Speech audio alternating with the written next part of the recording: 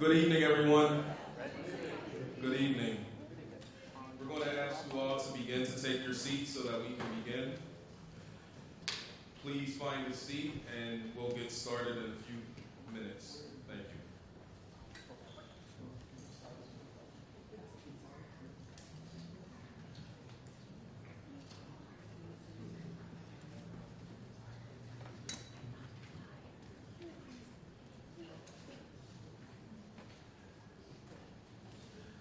Hello, everybody.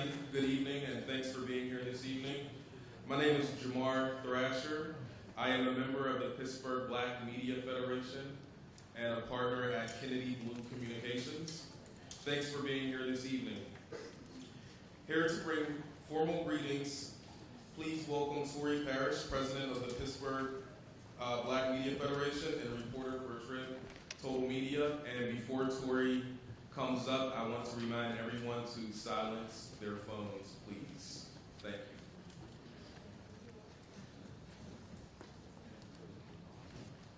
Thank you, everyone, for coming tonight. As Jamar said, my name is Tori Parrish. I'm president of the Pittsburgh Black Media Federation, proud to serve, and also a reporter for the Tribune Review.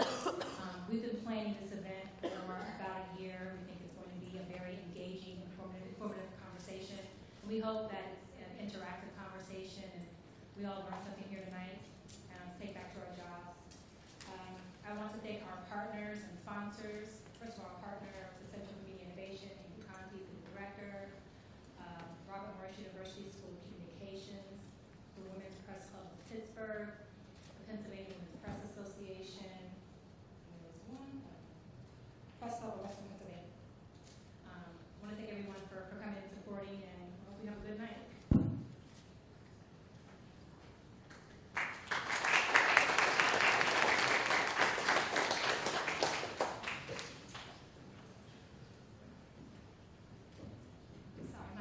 Speaking, I'm a writer. I want to introduce Andy Conti, who's the new director for the Center for Media Innovation. Center for Media Innovation across the street. If you haven't been over yet, definitely stop by and say hello. We have a TV studio, radio studio, multimedia photography, musical print. I'm still trying to come up with a good word for that. And we're people who write with words. We have those people over there too. And for the first time in recent memory, we got all the reporters from the student newspaper, the TV station, and the radio station together, put them in the same room, and they actually got along.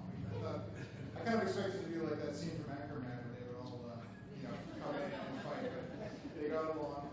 Although the TV station students showed up with their own T-shirts on, and they sort of created a little tension. We're extremely pleased to be partnering with the Pittsburgh Black Media Federation on this important topic, and Tori really has done a tremendous job of pulling it all together. And so, Tori, thank you for including us and for allowing us to host this event tonight.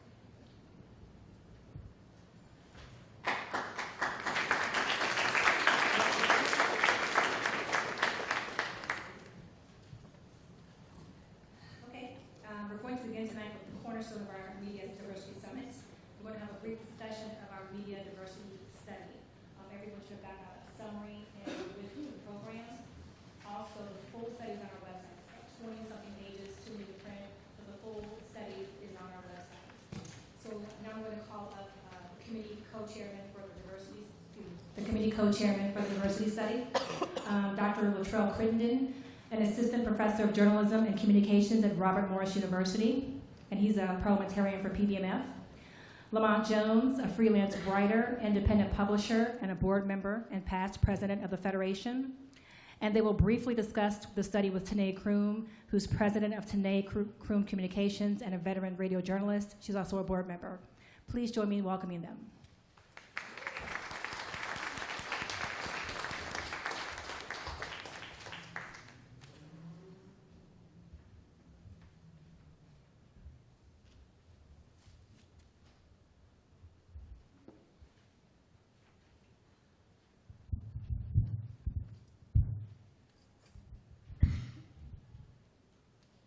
We're going to begin tonight with the cornerstone of our Media Diversity Summit. And it's a study of the representation of people of color and women in media organizations across the region. First, a brief discussion with the study committee co-chairman, Dr. Latrell Crittington, an assistant professor. And I want to say again, I'm Tanae Crew, and you just heard, of course, Tori talk about them. And once again, with Latrell Crittington and Lamont Jones. Now, why don't we start off, Latrell, with how this study came about? Thank you, and thank you all again for coming out and participating in this important event. So how this basically came about was we have had conversations with our members and also community members for some time regarding concerns related to diversity and inclusion within newsrooms. And we decided really that we needed to take the step to really try to find out what's happening in our newsrooms with regard to the number of individuals of color and women, but specifically for this study of individuals of color in our newsrooms. We also wanted to understand what the newsrooms were doing with regard to recruiting talent of color and also what they were doing with regard to assessing their content to make sure that it was not stereotyping individuals of color. So now, Lamont, tell me, if PBF has ever done anything like this before, is it the first time? That's a good question, Sinead. We actually have, because in the early 90s, the last time we did sort of a survey of newsroom diversity, very early 90s, so it's been more than 20 years, almost 25 years, almost a quarter century. So we wanted to take a look, again, a deeper look, a more extensive look, and this is the kickoff, this study that the researcher, of course, was Dr. Quigley Trail, and it's going to be ongoing. We're going to explore even more. So this is actually the first phase, one would maybe say, of a more extensive, exhaustive series of efforts looking at diversity and inclusion in the Pittsburgh market. Now, because we're going to be looking at diversity and we're going to be going deeper into the study tonight, still, give us just a little bit about what people are going to be hearing about. Why this is so important rather than what we're going to be hearing about. What is so important about diversity? Well, there's been research over for the past 50 years that basically argues if you want to have fair representations of people of color in the media, you need to make sure that you have staff that reflect the diversity inside of your actual community. The Kerner Commission in 1968 was one of the first major studies, and they studied riots in the 1960s, and they basically determined that newsrooms that had individuals of color, particularly the black press, did a far better job of covering the riots from the perspective of the community members as opposed to the mainstream press. And this has been solidified in a number of studies ever since then. That's one of the main reasons that the American Society of Newspaper Editors has conducted a diversity census since 1978. It's also one of the main goals of the Pittsburgh Black Media Federation and also the National Association of Black Journalists. Because quite frankly, the more that you value diversity in your newsroom, the more that you are more likely going to value diversity in your news coverage. And the interesting thing, I think, too, and I'm going to go back to what I was getting ready to say just a second ago, while more things change, it seems the more things stay the same. Is that correct? Would you say that? Or am I putting words in someone's mouth?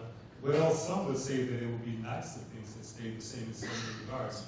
There are some who observe that newsrooms are less diverse than they were 10, 20, and even 30 years ago, which is not good in terms of minorities, people of color, so-called minorities in U.S. newsrooms. As we see more and more layoffs, buyouts, as so much changes in the industry, as we all probably are aware, we see the loss exacerbated among journalists of color. Obviously, as Michelle said, has implications for coverage, for messages that are given to the communities, the news products, the quality of it, and of course we all know that no matter how intelligent we are, whatever media images we receive, eventually we believe those images. It needs to be balanced, fair, accurate, and that's not completely impossible without the diversity of place, not only the community that the media is in, but also the wider community, the global community, international community. To be fair, there has been some increase in diversity. So if you go back to the initial 1978 report, the American Society of Newspaper Editors, you basically had diversity in your newsrooms at about 3%. The most recent study, we had it at 17%. While that is an improvement, the goal of the American Society of Newspaper Editors is parity with the actual population of America. We are now approaching a census or a population where almost about 40% of the United States population is representative of people of color. So while 17% is better, it's nowhere near parity. And that's one of the things that we wanted to study with regards to the Pittsburgh media market. So the numbers that you see are basically representative of the diversity within the Pittsburgh media market. Now, Pittsburgh, in terms of its metropolitan statistical area, I can never say that word, statistical area, is actually one of the least diverse areas in the nation. Nevertheless, what our study reveals is that there's some work that needs to be done with regard to diversity and reaching parity. Now, I'm sorry, can I just clarify a point? Oh. When I mentioned that there's some observations that there's diversity in 10, 20 years ago. I'm talking about the local market, not national. okay, that's a good segue to what I was getting ready to ask about and mention as well. Because race is an issue, and diversity, particularly race, is an issue that is a driving issue across the country, particularly in the political arena, the presidential race in particular. And I am seeing the headlines glaring across the Washington Post, the New York Times, the Pittsburgh Courier, and a lot of other newspapers. So does that mean then that because of them or other newspapers, I name those, we're not picking on them, saying they're not diverse, I'm not saying that, but because the issue is not diverse. Is it because the newsroom's not being diverse, they can't cover issues of race? Does that mean that they can't do that? Is that what that means?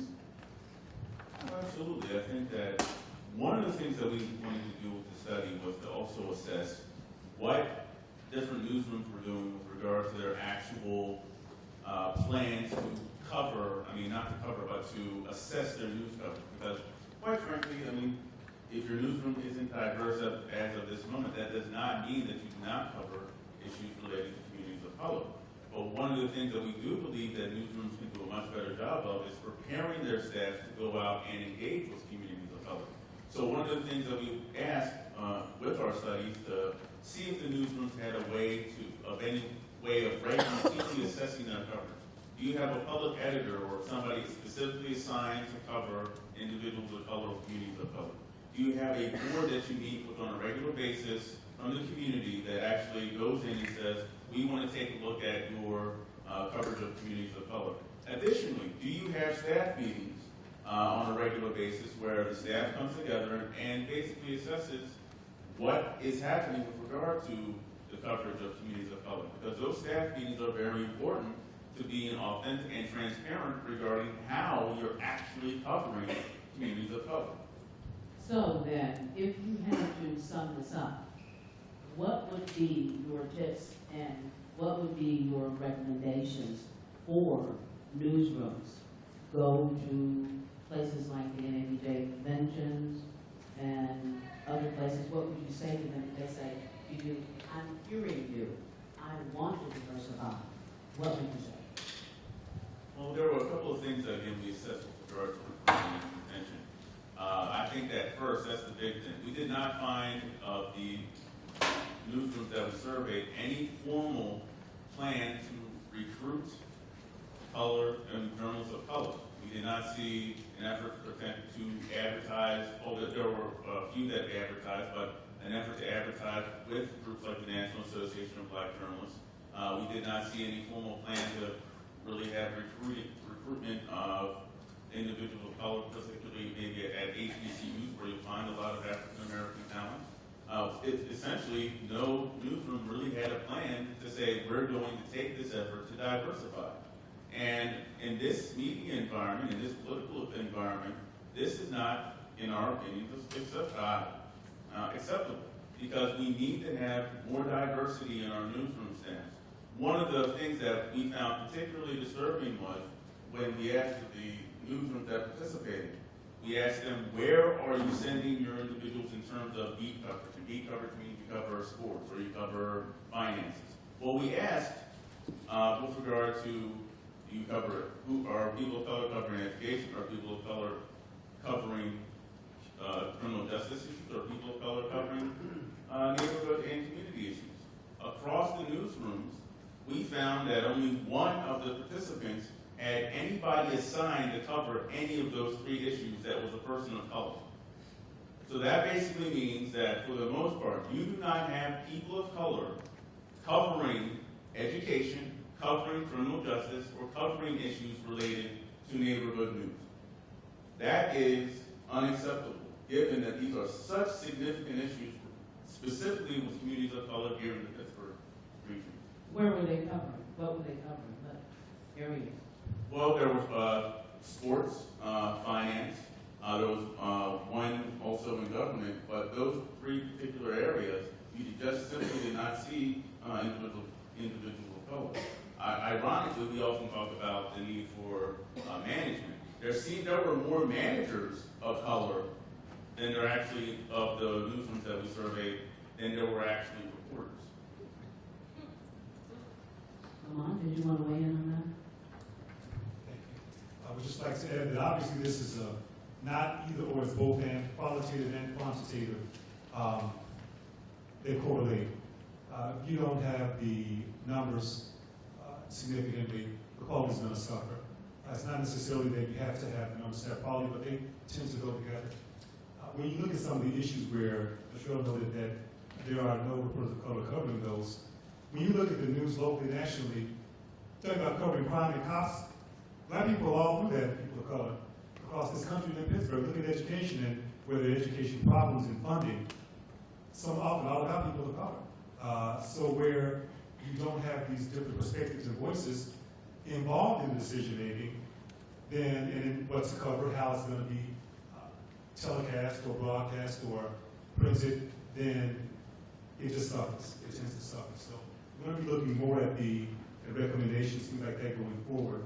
But this week we were mainly doing qualitative work, a little bit of quantitative. Now, finally, I want to know, is this the one time you're going to be doing this? Is this the only time you're going to be doing this? No, this is our goal. Over the next 2 years, we want to basically do in-depth coverage and an in-depth study of diversity and inclusion issues within the Pittsburgh region. Unfortunately, we did not get any participation out of any of the broadcast stations or radio that we requested for participation. So that's an area where we definitely need to go in and look in more depth. We also want to interview people who are actually working in newsrooms. It's one thing that counts how many people you have in your newsroom. It's another thing to discover how much agency or how much empowerment do they feel they have in covering these issues.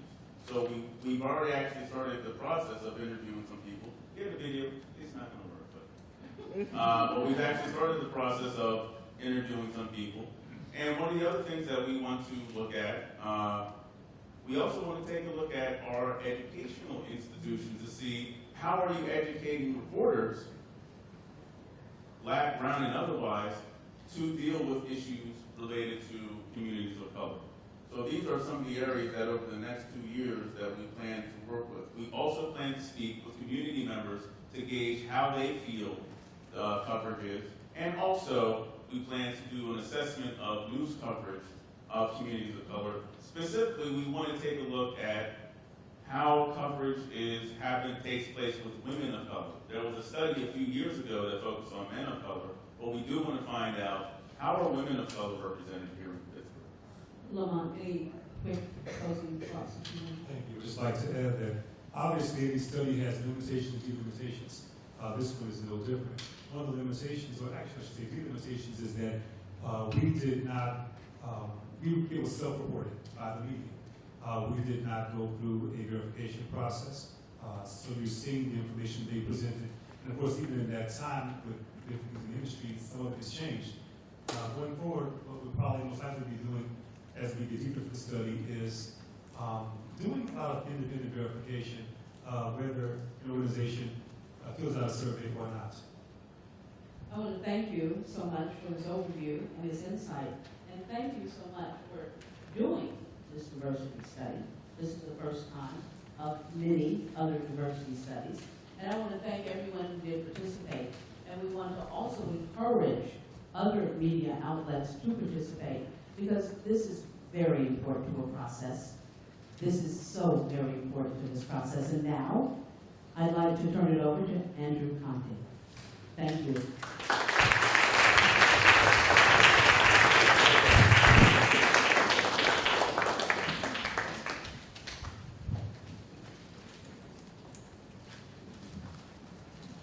Thank you.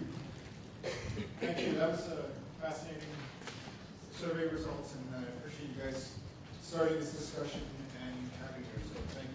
Thank you so much. We are now joined this evening by two very talented reporters, and I had the privilege today of taking them around to a class and got some indication of their commitment to the craft. They were both working on stories as they were presenting to the students in the classroom. And so one would work on the story for a few minutes on his phone while the other was presenting, and then they would take turns, and the other one would go to his phone and talk to his editors, and then the other one would present. And one of the students asked him, well, what was the last big story you had? And I'm thinking to myself, about 5 minutes ago?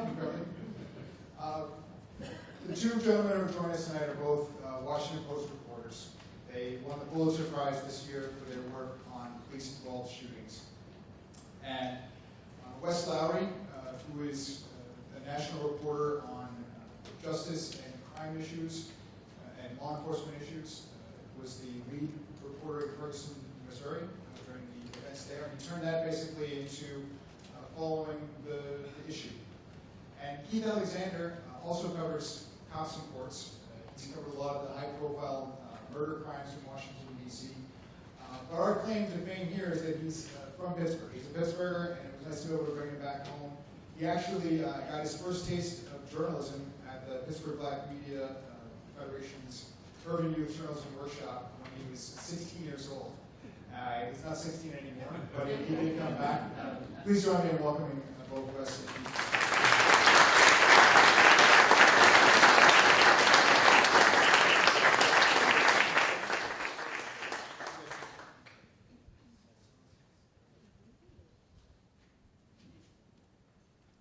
So I woke up this morning and I'm watching the news and I'm thinking, what a timely day to have this discussion. A police-involved shooting and people rioting in North Carolina, and then there was the issue of Tulsa a few days ago. But I also get the sense that there were a lot of days when this would have been a timely discussion, that this is something that you guys have found through your reporting that happens more often than perhaps people were aware of before you started your reporting. Could you start out by just explaining your project and what you found with your work? Yeah, so Keith and I were members of a large team at the Washington Post that worked on a project that sought to quantify how many people are shot and killed by the police each year. Now that project was born out of our reporting initially in Ferguson, Missouri. In part, as one of the reporters who was there very early on in our coverage, we found ourselves writing stories very often where members of the community, where activists, where angered residents would be saying things like, we're tired of black men being executed in the streets, people are being gunned down every day, and this has to stop. And being reporters, we would call the police, we'd call the police union, and they would say, no, those people don't know what they're talking about, we never shoot and kill anybody, this is very rare, and if and when it does happen, those people all deserve it, so this is all a fuss about nothing. You all are probably familiar with those types of sentiments from police unions. And so we got to this point as journalists where we said, well, both of those things cannot be true. One of those things must be objectively true, and the other must not be. Either people are being executed in the streets every day, or police shootings are rare. They cannot, but there's a fact here somewhere. Why don't we figure out how many people are shot and killed by the police and start doing this reporting?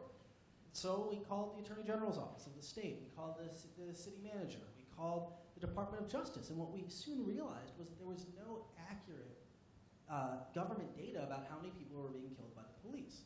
And that no one could tell us, because being the Washington Post, we can be DC-centric. Just call Eric Holder's office. Someone there will be able to tell.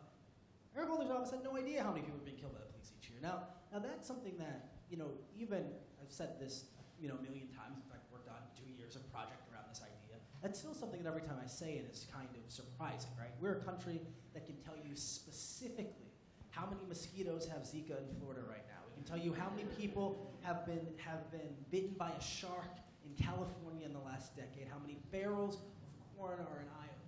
But we cannot tell you how many people have been shot and killed by taxpayer-funded agents of the state in the United States of America, right?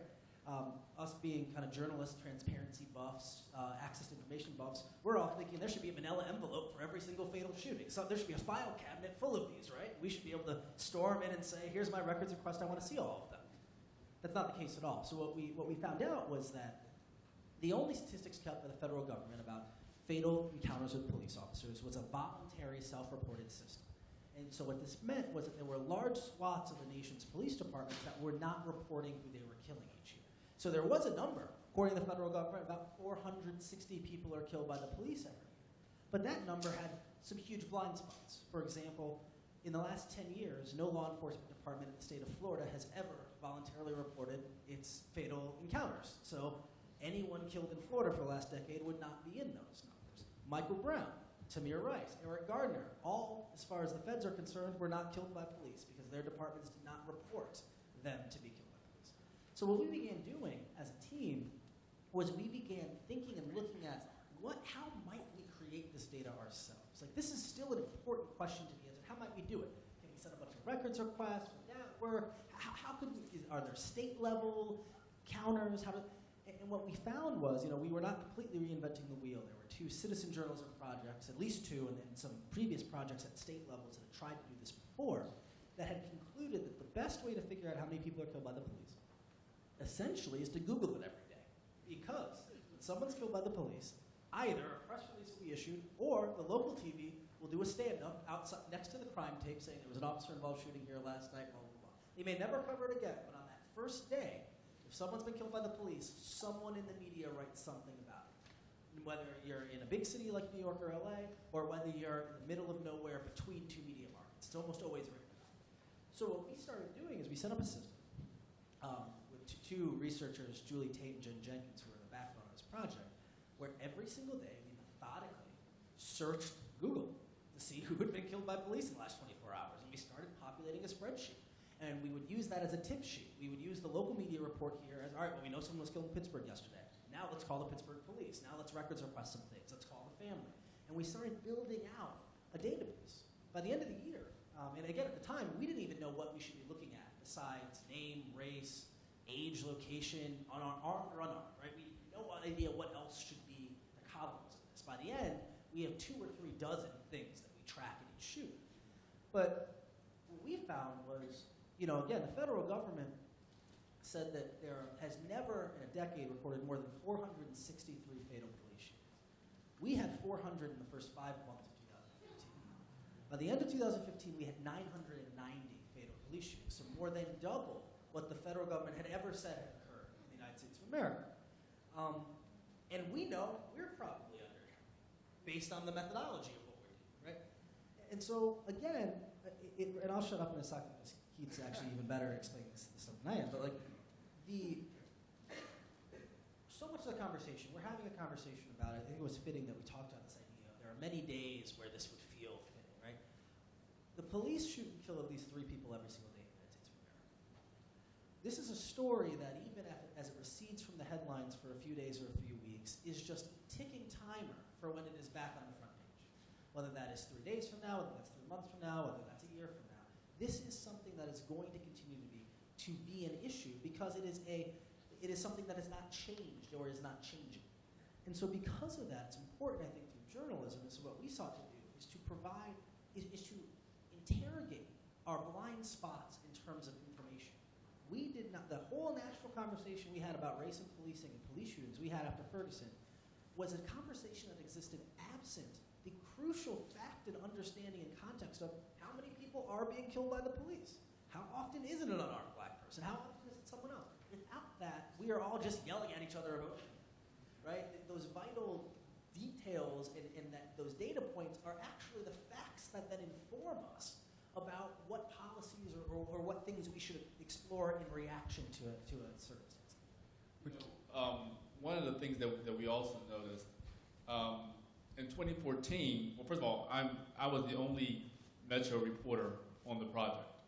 And a lot of people wonder, well, how did you get on that project? And part of it was that, I made myself be in the room. I pushed myself to be in the room on this project.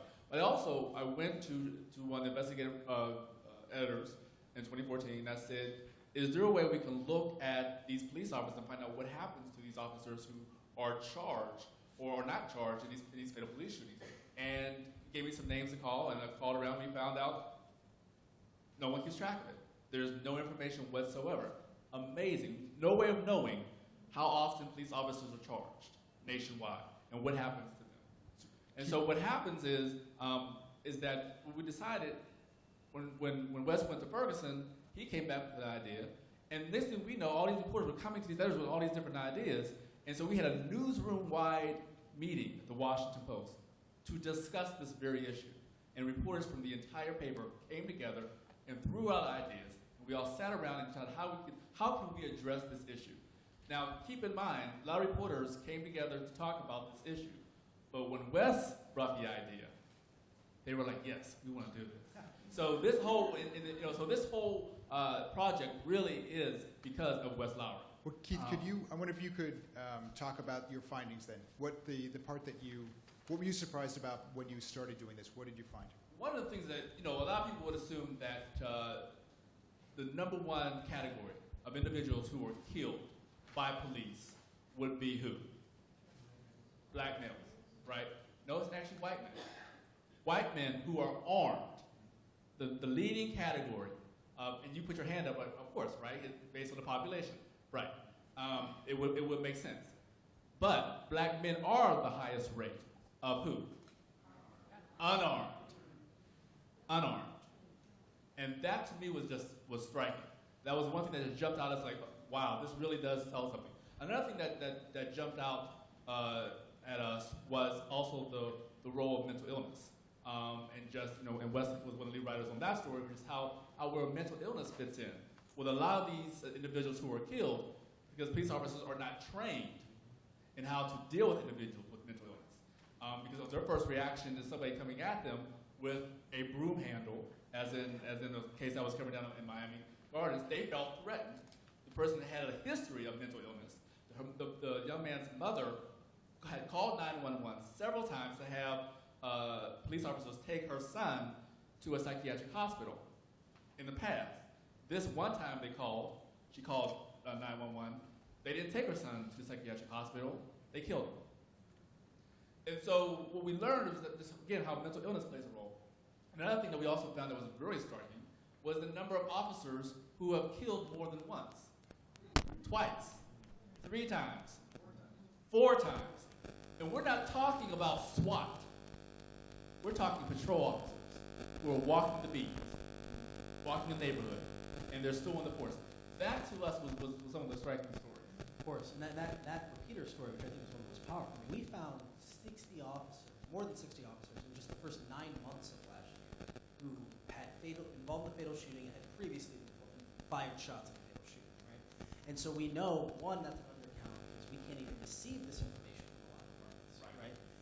2, we are looking at 9 months of the year, so we know that number was much larger.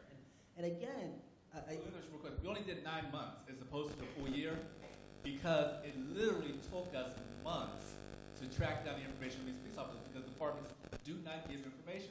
So there was no way we could do all 12 months. So we had to focus only on the first 9 months to hope, and that story ran on December 23rd. I almost didn't get home for Christmas because, that's why I was able to get home. Because we'll take the blame on that. Any right. members of Keith's family who were upset with him last holiday season. I barely got home for Christmas because we couldn't do all 12 months. We could only focus on 9 months because police departments would not give us names. They would not give us backgrounds on these officers. They would not give us the history of these officers. So we only had to focus on 9 months, and like I said, we barely made that. Wes, could you, now that you have the results of this and you've been able to put some data behind the anecdotes that were out there, what needs to happen next about this? Are there solutions that came out of this? Do you feel like there's something that can be done? There certainly is. You know, and I think that, and we saw some responses even to our project, and there was a similar project being done by The Guardian last year as well, that they did great work, very, very similar in nature. But this idea of, the Department of Justice has, in response to those projects, vowed that, no, we're going to start keeping good data, we're really going to do this, starting in 2017, and we're going to know how many people were police killed. And so a lot of us are kind of waiting with bated breath to see, all right, well, we'll see all of you Obama appointees promising things for 2017. We'll see what really happens, right? But that said, I mean, there certainly has been, our project coincided with a movement across criminal justice and across policing, specifically among some sections of it, to focus on data. I remember having a conversation with Kamala Harris, who's the Attorney General in the state of California.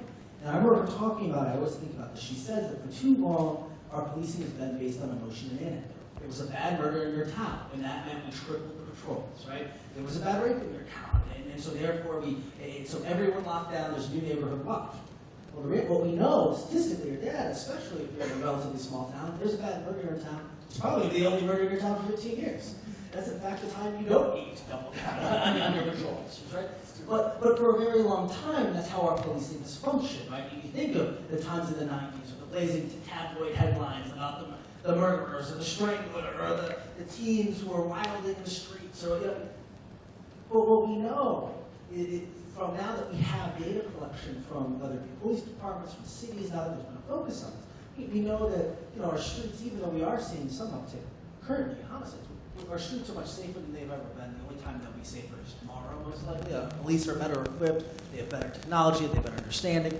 And so the focus on data, and we've seen this in criminal justice spaces, whether it be about sentencing, whether it be about disparities in sentencing, or when we talk about things like incarceration, this idea that if we just make decisions in a vacuum without thinking about what consequences might be, or without actually crunching some numbers and figuring out, is this the right decision to make, we are potentially codifying public policy that has repercussions down the line, right? And so I think that's something that's been interesting. I mean, so I think the data push has been key, but I also think that, there's a new report that came out today that talked about what are some things that can be done. If the goal tomorrow was to have 0 police shootings, what are the 8 or 9 things you would do?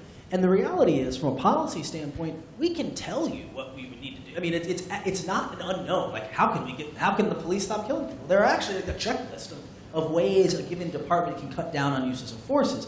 The issue is that there's not necessarily a political will or a local will in a lot of places to do those things. It's all those liberal do-gooders in D.C. with all these best practices and things about how, with the country we live in, your sheriff or your police chief doesn't really have a boss. Theoretically, the people are their boss, right? The sheriff gets elected. The police chief reports to the mayor or the council. But if they're not really down with this whole crisis intervention training thing to stop killing mentally ill people, then they're not going to do it. And so that's a function of this as well. It's a political will. What's also interesting, Andy, you mentioned that we were both working on stories. Right. We were both working on stories on fatal police shootings, separate fatal police shootings. Just this very day, I was working on one that occurred in Washington, D.C. just 2 Sundays ago. An individual was riding a motorcycle. Police stopped him and fatally shot him. The police officer was wearing a body camera, but the police officer didn't turn on the camera until after he shot the motorcyclist. Keith, these are often, police-involved shootings. They're adrenaline-filled moments. They unfold very quickly. Both parties on each side are often suspicious of the other or very fearful of the other. Are there steps that can be done to diffuse these kinds of situations before they happen? There are some steps, and there are some departments that are very focused on that, right? De-escalating aggressive situations, using non-lethal weapons, tasers or beanbags. And there are some departments that are actually aggressively working on that and actually doing that. But like you said, these are very anxiety-filled moments, right? During these exchanges, where anything could very well happen. I mean, you have an individual who oftentimes what we discover was a lot of these shootings happen following a police chase. And what happens, we all know in a police chase, these officers are revved up. They finally get to the car, they're revved up. They don't know why this person ran from them, and then when they get to the car, they don't know what to expect. So they're already on edge. And they tell this person to move left. The person is scared, high on drugs, has a mental illness, can't hear. He moves right. And what happens? He's shot. Unless you're, well, what happens is with that is it comes down to, I mean, there can be training involved. Yes, there should be training involved. But a lot of it comes down to all the training in the world is not going to change somebody when they are presented with that high adrenaline moment. And for example, down in Tulsa, I believe, she thought that she was reaching for her taser. Is that correct? That's what she said. She thought she was reaching for her taser. And how many times have we heard that? They thought they were reaching for the taser, they pull up the gun. Again, it's the high adrenaline moment that anything happens that people are just reacting instantaneously. To protect themselves, because they want to go home to their own children and families. Right. What impact, Wes, are you seeing? I mean, Keith mentioned the body camera in the DC case that he had. There's a big question around video images out of the North Carolina shooting. What impact is video having on this discussion? So video is a double-edged sword. We're having this discussion because of video. What we know is that this is not something that has changed. And in fact, most criminologists believe there are probably many fewer police shootings this year than there were 10 years ago, right? The people who really believe our police are better trained, are better equipped. Tasers exist 50 years ago, right? Like, you have many more options now than you might have had 20 years ago. So most people believe, no matter where they are on the spectrum, that in raw number, probably fewer police shootings. At one point, this was happening more often, right? And most people would also argue that there was probably, at those points, you probably also had some more race, probably played a more overt factor in some of those, right? The 60s, when the black guy from down the street shows up dead, there may have been much more overt, nefarious reasons for it than in 2014 or 2015, right? But, so again, this is not new. But what's changed is now it's no longer the word of the police officer versus the unspoken word of the dead man. It's the word of the police officer versus this video camera that shows what happened. So you think of the Walter Scott case as an excellent example. This was across in South Carolina, where an officer, pulls Walter Scott over. Walter Scott has an outstanding warrant, so he runs from his car. And the officer initially said, Walter Scott had my taser. He had taken it from me. He was standing above me, about to tase me. I was going to die, so I had to pull my gun and shoot him. Front page of the Post-Courier that next day is the officer's story. Right? And I remember the attorney being quoted in that piece saying, Officer Michael Slager is an example of an upstanding officer. This is the exact type of police officer we want. That's on a Friday. On Monday or Tuesday, it's video traps. Bystanders there. You're taking video of the whole thing. In fact, Walter Scott was running, running away, dashing. And then as Michael Slager unholsters his gun and puts bullets in his back. I remember getting the video and calling a lawyer. It's one of the first reporters called a lawyer. He hadn't seen the video. And so he said, all right, let me watch this and get back. He called me right back and goes, I'm not representing this guy anymore. The officer at me, and he turned his phone off, and he had an outgoing voicemail message being, hey, this is Joe Attorney. You're calling about the Michael Slager case. I know that shooting was disgusting. I'm outraged by it. I'm no longer representing that. Well, let me ask this question though, since you brought that up. So Scott was shot in the back. Yeah. Multiple times. Mm-hmm. How did they explain that? They never did. I mean, Slager's going to trial. He's one of the few. Before the video. Before the video, the question was never asked. Before the video, so remember the video came out before we even would have had an autopsy of Walter Scott, but it speaks to the narrative making, right? In that first day, in that first moment, the officer said, this guy was going to kill me, and so I shot. And there was no discussion at that point of where the bullets might have entered, because it was like, all right, Slager said this is what happened, so let's all move on with our lives. The one thing I'll say in the video really quickly is that while it has changed and has forced this conversation, it also opens up a whole other round of conversation. It is not it is not this silver bullet that is somehow going to solve police relations in America. In part because video is now going to allow us to watch more things that outrage us, but also because it creates a whole other realm of public transparency issues. In North Carolina, this video, the shooting that occurred yesterday, is very likely captured on body camera because the Charlotte Police Department has body cameras on all its officers. There are multiple officers there. However, the state legislature in North Carolina passed a law that says none of these body cameras are subject to public disclosure. And so therefore, we know there is a video that will tell us what happened, and the police are under no obligation to release it to us. We have, this year, we know there are more shootings that have been captured on either body camera or dash camera or bystander than even last year. There's an increase in the number of these being captured on video. There's been no increase in the number of those videos that are being released publicly. I only have you guys for another 5 minutes to tell us, so. Let me just real one thing up, real quick. Okay. Is what we're also seeing is that when these cases do, when officers are charged and go to trial, because of these videos are all over social media, they are enacting bench trials, which means that juries are not sitting listening to these cases because they are so concerned that people are watching these videos and become so sensitized to what's happening, they're not going to get a fair trial. So that's how it's affecting the court system. I need you guys, as the director of the Center for Media Innovation, I need to ask you the broader question of the future of journalism. You both work at a paper where you're fortunate to have a billionaire publisher who is interested in experimenting with journalism and moving it forward. But I wonder what your thoughts are on the broader state of journalism, that if you weren't asking these questions, who would be asking them? And so what kind of concerns does that raise for you? Keith? I use this speech all the time. That one of the reasons why I became a journalist was being so nosy as a kid, and now I get paid for it. Is that right, Mom? But we have to. Our job is to be a voice of the voiceless and to hold the powerful accountable. And what I think is going to happen, and I'm hopeful of this, is that I think how you get news is going to change. I really do think the print product is dying. But I really believe, thanks to social media, people are hungry for news. People are hungry for what's happening. They're hungry for people like us going out and finding out what happened, being the voice for Walter Scott and his family, being the voice for Michael Brown, and bringing that story back. How that story gets to you is going to change. It's already changed. But the fact that the story gets to you, that's where we come in.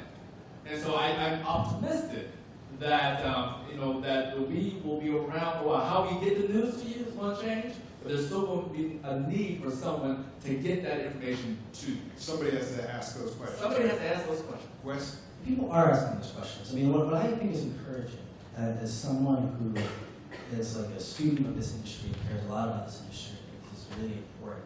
Youth literacy is very important. I think that one thing that's really encouraged me on this issue is that we've seen so many of our colleagues in the media also doing really great projects on this and asking really good questions, right?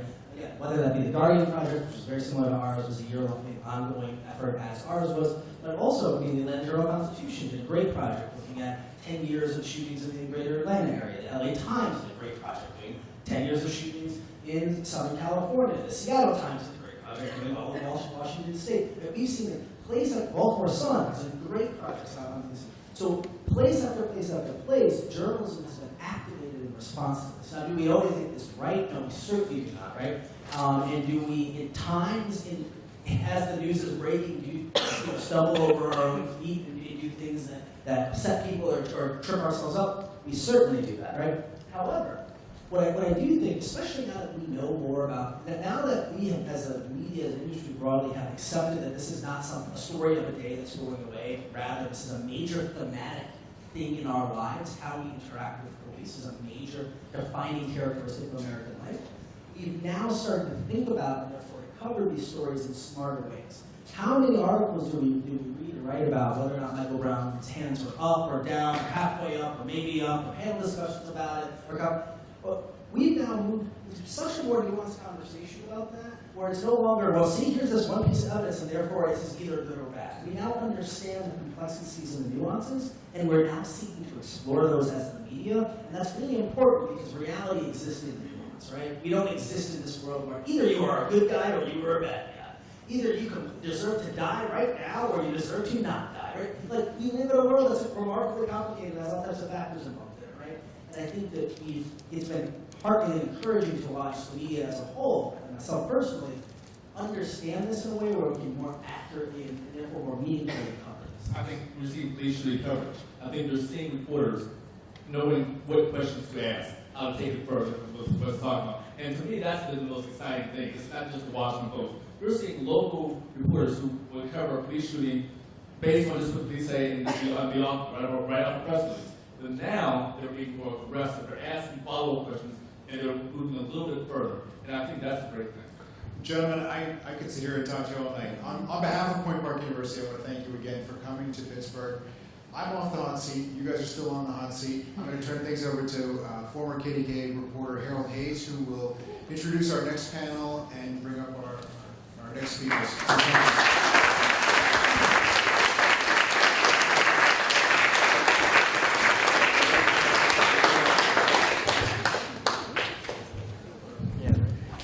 The only thing I require in my introduction is not former, but retired. That is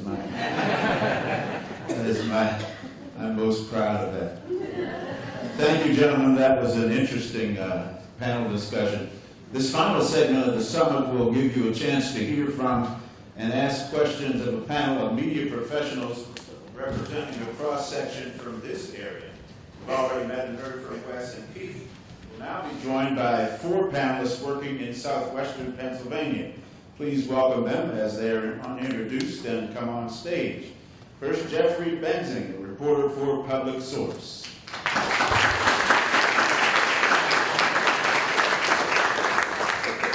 Kristen Dorschner, assistant managing editor for the Beaver County Times. We have shared hard benches in the Beaver County Courthouse together. Rob Doss, editor and publisher of the New Pittsburgh Courier.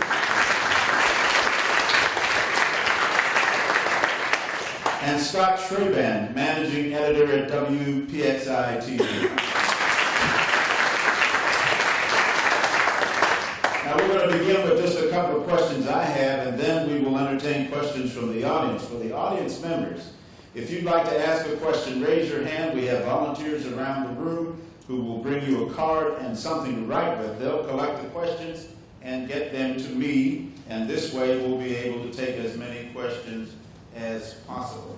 And we understand that people can also tweet questions to @PGHBlackMedia using the hashtag PBMFDiversity. Again, you can tweet questions to @PGHBlackMedia on Twitter and using the hashtag PBMFDiversity. See, it's good I had daughters. I knew what that meant.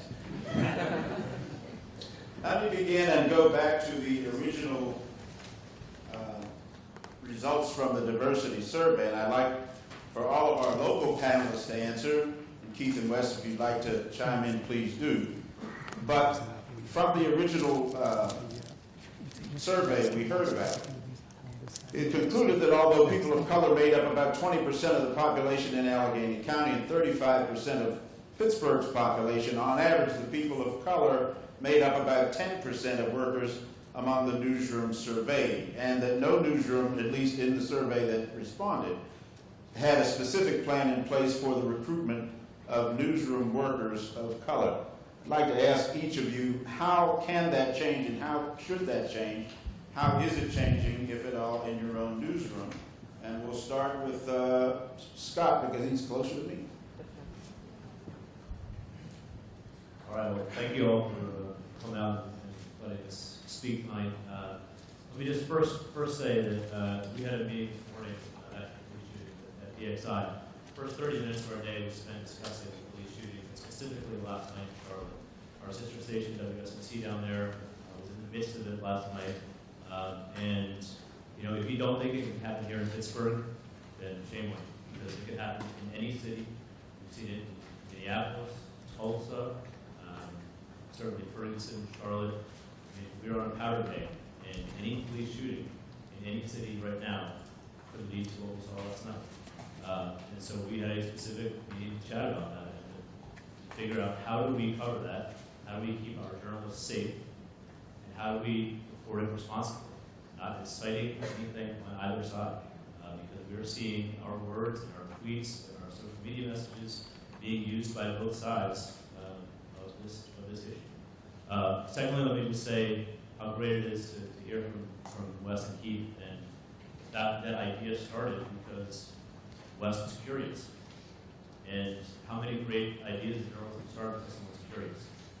And curiosity takes a breath. It takes you to take a minute and look around and realize something's not right here. What are we going to do about it? So credit these guys for doing that. And I think as we get into how do we tell our story in minority communities here, I think one of the downfalls for all of us right now is the speed at which media is working. And not enough people are taking a second to look around and think about what is the actual story here.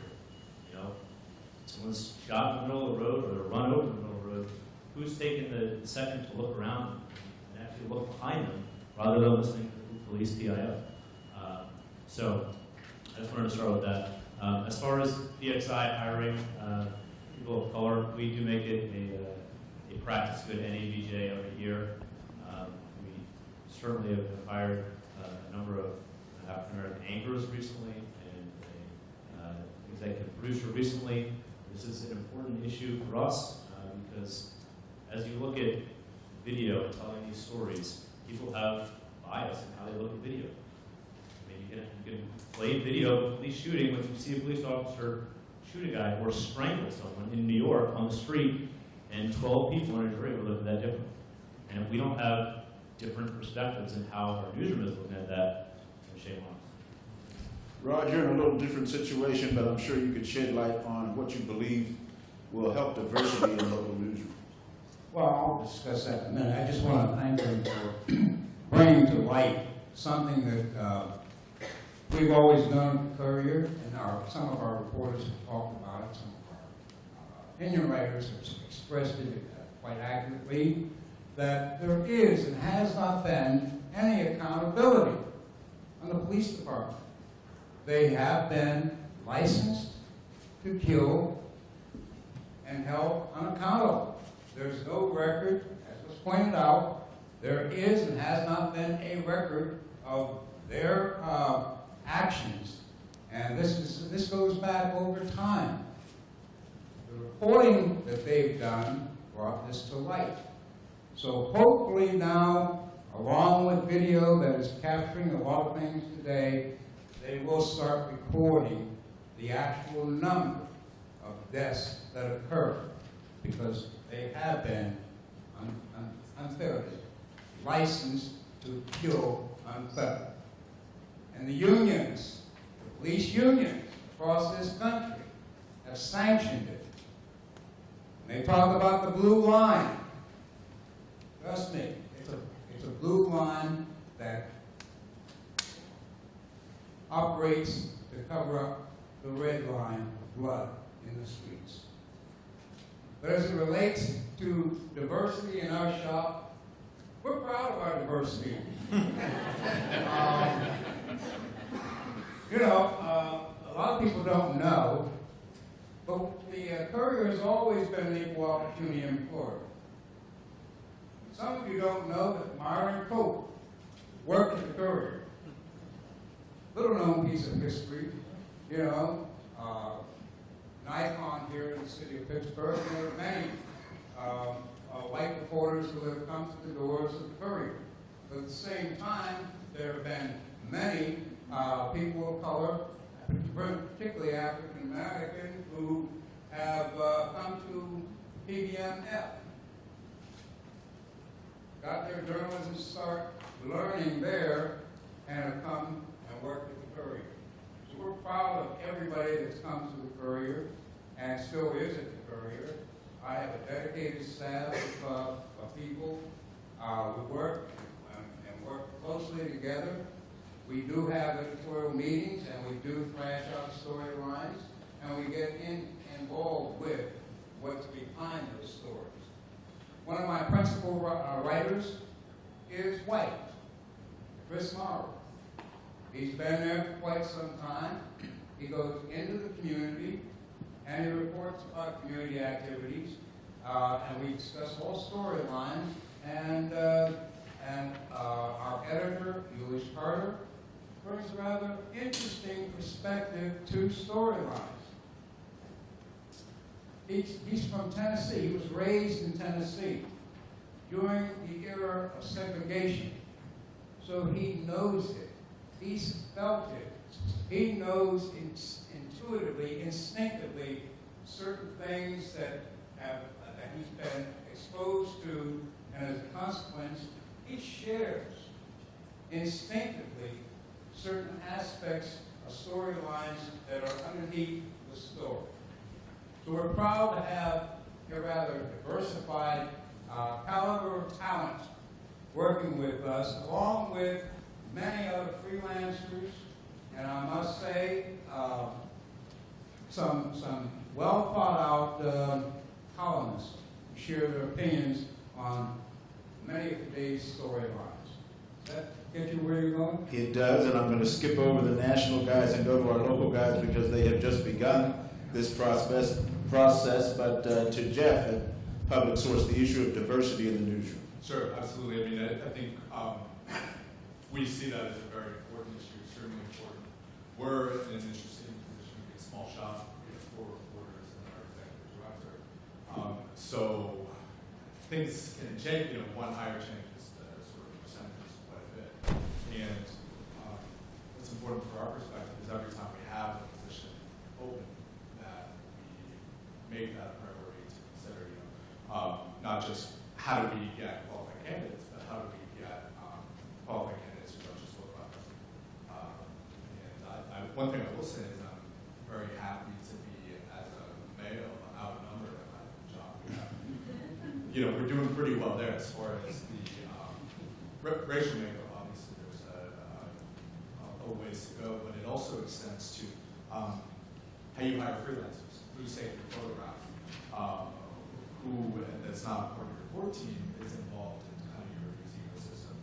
And in terms of things that you can do without, you know, if you don't have a lot of positions open, where we see a lot of media shrinking in the city across the country, pay a lot of attention to who's appearing in your stories. You know, are you quoting just the white guys in the suits who are running things, or are you considering, you know, who is this affecting in a way that represents what the makeup of the city is, what the makeup is of the county? And that's something that has to be considered with every story you do, even if you don't think that it necessarily has a tie to race, because it has to reflect what the society is that we have. And I would say everybody has a long way to go on that, to make that kind of top of mind as much as possible. And Kristen, on the issue of diversity of the Beaver County Times. This is something that we've actually discussed quite a lot. We've gone through a lot of changes many newsrooms have over the past 10 to 15 years, and particularly in just the past several years, we've had a lot of turnover. So most of us as managers, I've been a manager for about all of a year now. So we're kind of trying to get our feet underneath us. And we've had discussions about how do we add diversity to our newsroom, because we do value that, and we would like to have new voices in our newsroom to help steer us in the way we cover things. And so as all relatively new managers, we've been talking about that. And by participating in things like this, as a matter of fact, in the opening segment, I learned about some new resources, places we could advertise when we have job openings that I wasn't even aware of until an hour ago. So, you know, we're really trying to get out there in the community. We're trying to talk to people. We're trying to participate in more things like this so that we can kind of have more meaningful discussions and start to steer ourselves in a direction where we have an opportunity to diversify. Now a question from the audience, and this is for Wes. You had mentioned compiling a spreadsheet of police shootings nationally. This could easily be converted to a database. Will you make it public as a reference? Yeah, go to the Washington Post website right now. I got you. Google police shootings Washington Post. What we did on this project, both in 2015 and to date still, is we rolled this out in real time.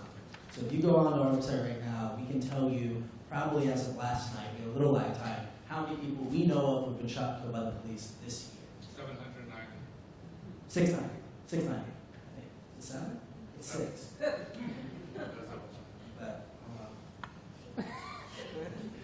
I started in the business, we had to run downtown, get to the AP teletype, and then we run back up. 706. 706, as of today, have been shot and killed by the police this year in the United States of America. So we published the entire database online. It's interactive. It's by race, by gender, by whether the person was attacking the officer or not, whether they were armed, were they in a car, were they running away. Do we know the officer's name, which is something new we've added to the database this year that was not in last year. And we also, beyond our beautiful interactive database, have published all the raw data on GitHub, so it's available. I don't know if it's dating. I don't know who that question came from, but it's like someone who knows data even better than I do. What you want is like the raw number stuff. That's all on the website too. And if you have any trouble finding any of that, like literally tweet at me, I'll send you a link back, send me an email. We'll set you guys up with all of that because we want our project. We've had academics who've done secondary research using our data. We've had other media outlets that have used our data. We wanted to create a resource because we believe fundamentally this is a public record. It's important that the public knows everything they can about How people. many are going to held accountable? That's the other question. We had, I'm going to spitball this. We had, because we keep that number a little bit differently, but I think there were maybe of the 990 last year, we're somewhere close to 20 cases where an officer was charged. It's less than 1%. We did a review of 10 years of police shootings nationally, and there were 53 officers between 2005 and Michael Brown being killed who were charged with a crime for a non-duty shooting. So it's 53 officers out of that 10-year period. What we know is probably about 10,000 police shootings. 53 cases where an officer was charged, and in some of those cases they plea deal out. Some of those cases the charges are getting dropped, and so it is a statistically insignificant number of fatal police shootings where an officer is one charged with a crime and then two convicted with a crime for an infinitesimal small. And did you find that there's a larger number of cases that just become a civil case where the family ends up just suing because there's this line of in the criminal law of what constitutes a crime by a police officer once he says, I felt threatened. That's a hard breach. The bar is much lower in civil court than it is in criminal court in terms of responsibility. Also, remember, it takes sometimes a year to 2 years before charges are brought. So we may start even seeing some charges from this year that happened even last year. We're still seeing. I'm trying to remember which case it was. I mean, there was a case just last week. Then last week there was a case where a Chicago shooting from 2013 when the officer was charged, and on the same day it was an unarmed black man from early 2014. I did a reporting on the case where the officer was charged last week. Right, so there's a delay time, but we have seen because we did that 10-year analysis, we saw an uptick in the number of officers being charged last year compared to any other year. There were 18 officers charged for shootings last year. The average previous was like 6 a year, right? And so the public scrutiny and the pressure has affected prosecutors and grand juries and their decisions about, well, there's in the video as well, because that's one of what we saw was this analysis was done by our colleagues Kimberly Kindy and Kimberly O'Kelly, and their piece looked at what are the factors, what does it take to charge an officer? And the understanding that it never happens. And what they found was, one, in the cases where officers are charged, there are disproportionately cases of black men. These end up being the worst shootings. But in order to charge someone, you have to have clear video evidence or evidence of a cover-up, that clearly, wait, that gun that you said this guy had is really registered to your wife. How did he get that, right? Or the other officers turning on the officer. 3 other officers in a sworn statement saying, actually, no, he didn't even kill that guy. Absent those things, it's, as a rule, the officer, no matter what it looks like, not going to get charged. And while we're with Keith and Wes, this question for Keith and Wes, then we'll go back to our local panel. Did your project change the way federal, state, and local police agencies collect data on shootings? What kind of responses did you hear from these federal, state, and local agencies? On the federal level, the Department of Justice in 2017, they have announced that they will begin doing that what we did, tracking and looking into these numbers. So that was kind of a precedent, and what we said that we might have to do this one more year just to see if our numbers correlate with what Department of Justice numbers are. So I think that was probably one of the biggest reactions from the federal government, that Department of Justice decided that they indeed wanted to do something similar to what we did. to ask one Sure. thing. I want to kind of go back to the local, Yes. the local area, because that's being from Pittsburgh. It's kind of important to me. I am curious about something. First of all, you talked about this morning when you got here, the news we were talking about shooting. And so, how many people were in that discussion? 30. And 30 people. How many people were African American? I don't know. 5, 10, double digits, low right.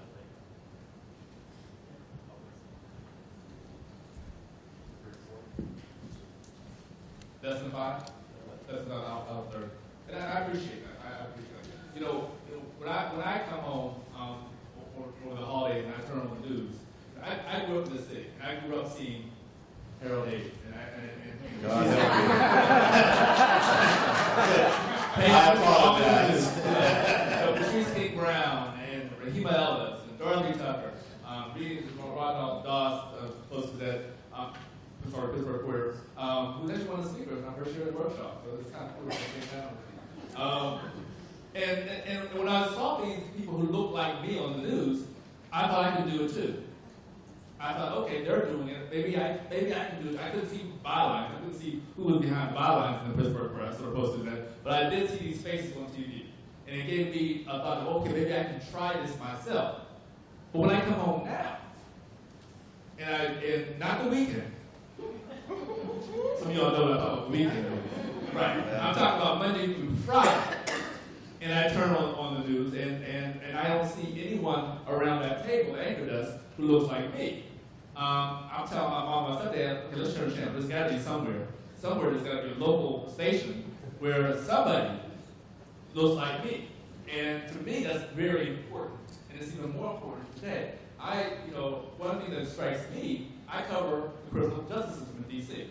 I cover the courts. And unfortunately, a lot of people who are involved in the courts, either as victims or defendants, look like me. But a lot of reporters who are covering these cases don't. And even when I was sent down to Dallas for the Dallas police shooting, looked around this entire news, press conference, I looked around and I saw a lot of African Americans, but the black people who I saw were photographers or videographers. In terms of writers, I was the only one. And so what concerns me even more today is what is happening. And so if you're having a news conference, you're discussing stories, I'm hoping that you're seeing that these are stories that, people who look like me should be out there covering and should be part of those decisions and those discussions, because that's how this database came together. And that's how some of their stories come together when we have people of diverse backgrounds are all in the newsroom pot. So I'm sorry. No, and to piggyback on that, I think that it's really important, that we understand that diversity in a newsroom setting is not some type of liberal progressive ideal. Like, this would be a nice thing. When we're done covering the news, it would be nice if we could do that too. Like, this isn't like community service, right? It's imperative to our journalistic mandate and mission, because we can't cover a world accurately if we don't have, when we're making decisions and when we're formulating stories and thinking through angles, people who are reflective and understanding of those angles in those conversations. The police in Ferguson, Missouri didn't start pulling people over aggressively or using traffic warrants and tickets aggressively the way we now know to be true as the Department of Justice. In 2014, they didn't get together the day before Michael Brown was killed and be like, hey, let's crack this scheme to run our entire city government off of revenue from traffic tickets, right? That was something that was going on for years, which raises the obvious, and there's been great reporting done on that since Michael Brown was killed. But that raises an important question. Why was there not great reporting done on that before Michael Brown was killed? Why was there not reporting being done on the Ferguson police, reporting that perhaps have prevented him from being killed or this experience, right? And it raises the obvious question. There are a lot of great reporters in every local market, and St. Louis is certainly one of them. But it raises this question of, it's a problem, one, if in a local setting, if there's just no one around the room who is plugged in a sourcing way. Because we get our stories, we know this, right? This is one of the worst kept secrets in journalism. We often get stories and story ideas from people we know. That person I went to college from sends me a message like, hey, this thing's happening in this city. That person who you used to date's brother sends you an email and says, hey, I got this idea, my friend just started a business maybe you should look at, right? And so, and what we know in a world that's hyper-segregated, where we know that many studies have shown us consistently that, especially white people, but all people tend to not have a lot of friends of other races. It's hard to, as reporters and editors and decision makers, to think of ideas and think of coverage in a way that's actually going to be accurately reflective of the world we live in if we do not have a room of decision makers that looks like that. So I just think that's really important to remember. Again, I say this about Ferguson all the time, right? I say this about Baltimore all the time. All those boarded up buildings didn't get boarded up in Baltimore after Freddie Gray got killed. They've been boarded up for decades. Right? Like, I remember walking around with a buddy of mine, Tommy, who's a Baltimore Sun reporter, and he was making fun of a lot of the international, national press who parachuted in and they're taking pictures of like buildings that have been boarded up for 25 years. Like, look at what this riot has done to this community. No, that's always been boarded up for sure. What are you going to call it? This is what this is. You know, and we're, you know, I'm coming in a Ferguson like, can you believe it? They're pulling people over all the time. And they're like, now people in the media are like, yeah, we believe it. We live here. We know, right? And so it's how do we get more of those stories that everyone in the community knows into our newspaper before there's a dead body in the street? Indeed. Here's a question for the local reporters. Headlines can inflame a population. A man kills dog, police kill man. What can be done to encourage more accurate headlines? And that is from Jay Gilmer, Department of Public Safety. More accurate headlines. Chris? Headlines are the bane of my existence. We have these talks a lot, and we have them in particularly sensitive cases. How do we craft this headline? And when I was a writer, especially, as people who work in journalism know, writers don't write the headlines usually. We can put a suggested headline on it. That doesn't mean that's what ends up in the page. And more than once, I've seen a headline on the story that has caused me to have a stroke in the middle of my morning coffee. And so we have conversations about this, and we do talk about I am known for being nitpicky about the implication of words, and I have gone to the masters with our copy desk editor about, but we can't say that word because even if technically it's right, the connotation to somebody else means this.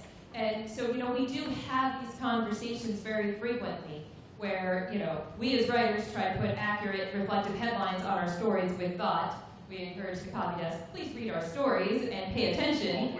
All the way through, thank you. Before you slap a headline in print.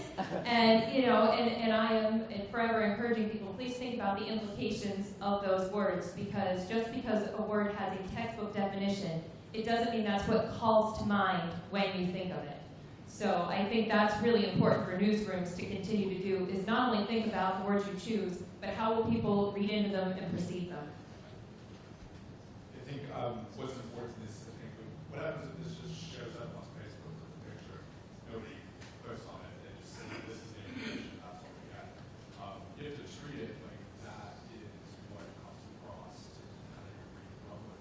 And we get in situations sometimes where we'll work on a story for a week, 2 weeks, 3 weeks or so, and then on the very last day we'll write the headline. And, we'll talk about it a little bit, but that's kind of the very final thing that we do, sometimes very quickly, so we're trying to get something out the door. And we've made conscious efforts to talk about that before, to have conversations within the newsroom. What's the best way to present this? What is getting the kind of meat of the story across? Excuse me, can you hear me? What's getting the meat of the story across? And along with that, sometimes it'll be a bunch of us suggesting, here's what we think is punchy, here's what's going to catch the eye, and then the reporter will say, well, we can't say that because that Is what happened. reflects what the story says. And so having those conversations early and also involving more than just one voice, or having that be classic, that's where you get better too, not just one. I do sometimes remember in my history of career listening in my earpiece standing somewhere, and the headline said, "Thousands killed in Blonde, Herald has the latest," and I'm like, what? That didn't happen. One of the things that we're able to do is the Washington Post now. A lot of our stories go online the night before it goes into the paper. And so out of our website, I aggressively, quickly check out the headline while it's still online before it goes into print, just to make sure that So it changed before it goes to print. It's there forever. So at least when it's online, we can change it and work with it. So that's one thing that we're doing. Thankful for the new online digital era. Because sometimes that's all somebody will see of the story, the headline.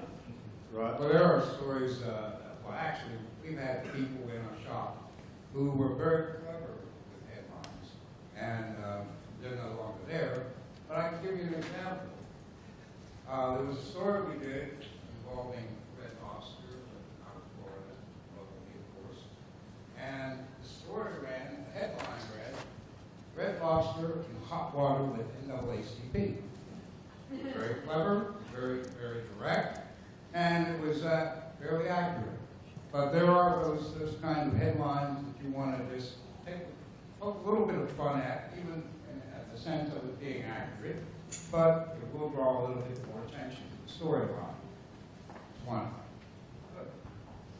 Well, just I'd invite Keith and his mom to watch Channel 11 at noon, 6, 10, 11, Monday to Friday. Okay. All right. But I think the headline point, it's a little different from television, but I think the teasing especially, what we try to tell our reporters and our writers is, don't tell me the reason you went to the story. Tell me what you found when you got there. Because everybody goes to the scene for the same thing. It's people who look for the story once they get there, it's going to be the meat of the story. I think that we have the tendency to be shallow sometimes in our headlines and our teasers because it's a time crunch. But if we take the time to find it and use the story, then the headlines and the teasers would be more substantive. This question from the audience would, and I believe the question should be should, and the answer is yes, should journalists have more background info on police training, discipline, expectations, and procedures? And do you think there will be more input of that kind into journalism now that we're looking at police involved cases? I think so. Yes, I think yes. I mean, so I've been covering this every single. I mean, I've been covering police and policing at a high level every day for 2.5, 3 years now, right?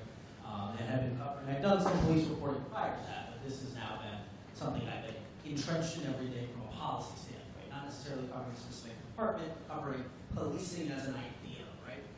And the more you pull on string, the more you find things that the public would be surprised about or shocked about. Right? So I did a story today after the Tulsa shooting with Terrence Crutcher. And one of the questions that was raised by that shooting is how quickly should medical aid be provided to someone who's shot?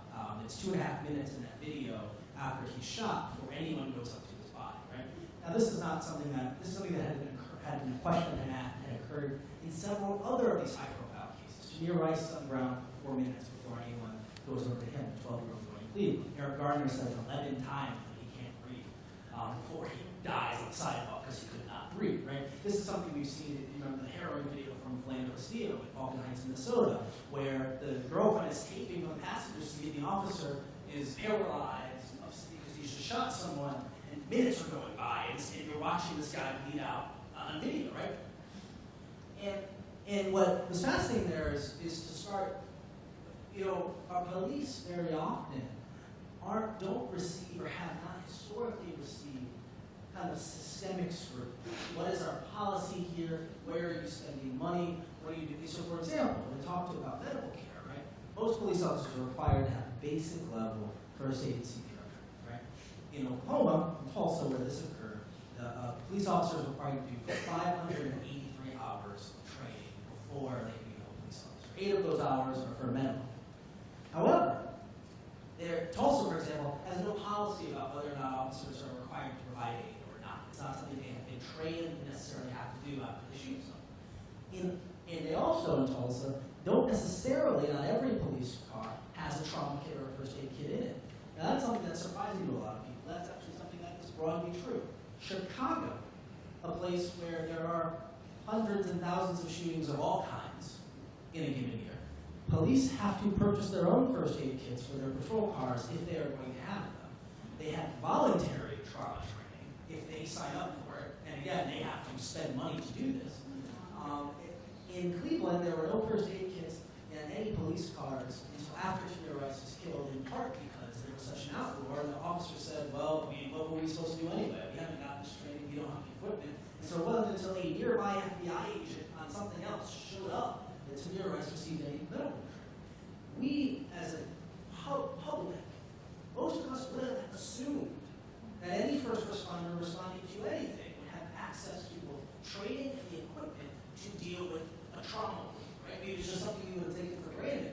But until we ask that question and start pulling that apart, we start realizing, wait a second, Chicago police don't have first aid kits in their cars? That seems kind of crazy, right? Wait, the Cleveland police don't have the New York police haven't done trauma training, they've only done basic first aid. And so when we start asking those questions, you only start asking those questions when you really understand policing. That's something that, when I'm talking to my cop buddies in Cleveland about Tamir Rice, one of the things they say is, well, yeah, it kind of looks bad, they didn't do anything, and they probably should have done anything, but what were they supposed to do anyway? And that's where you start getting these ideas that can actually start informing the public, because now that empowers you. A nonprofit Chicago can now say, let's raise $1 million for first aid kits in all these cars, which they might not have known they should have done before that reporting. But it also empowers us as journalists to ask better questions, and therefore to hopefully get better outcomes. One of the questions, what else I want to add, that this police shooting that happened in D.C., the nation's capital, we can't get information. We cannot get information on officers involved. We cannot get their names. We can't get how long they've been on the force. We still cannot get that information. After this project that we did at the Washington Post, the Washington Post still cannot cover its hometown police force and get that very information that we get in Texas, we get in Oklahoma, we still can't get it in the hometown police force. So the answer to that question is things are very slow getting that information. Our next question, and we're going to try to move more quickly because we have a lot more questions and not as much time.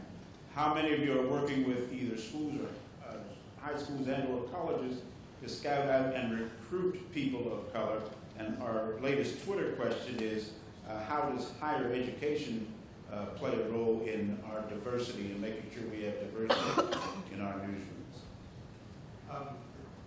We're going to a job fair on Tuesday, I believe it's here. And that's something that we're interested in making sure that we get kind of that is a priority, and having that is something that is kind of top of mind, not just who we're having as reporters, but who we're getting in for interns, and who we're getting in as folks who could be reporters down the line, be part of that conversation. Here's where news is going. We want to be a part of our team. We're trying to get forward to different basic journalism as things are changing, and to empower that news diversity and do that as young ones. I did a homicide project on unsolved murders earlier this year, and I got an email from a teacher that said, hey, can you come out and talk to my class? These were third graders, which is sort of the same thing to go talk about such a heavy subject like that. And I went in and talked with them for an hour, and it was just like a conversation. They kind of raising their hands and asking questions about things that were very, very real to them. And I thought it was such an honor just to be able to be in that position and to have news diversity at that young age, and have they went from there and they kind of started this process already, but then held a peace launch at their school, and we went out and covered that. But it's doing things like that and having the voices of the community and hearing that response to your stories. Like, this is not, I'm going to type it, put it out in the world, and move on. Hear the feedback and have a response to that. Do any of you have relationships with local colleges to try to recruit diverse talent? I'm sure there are internships at the corporate level, but any of you have relationships with local colleges in that regard?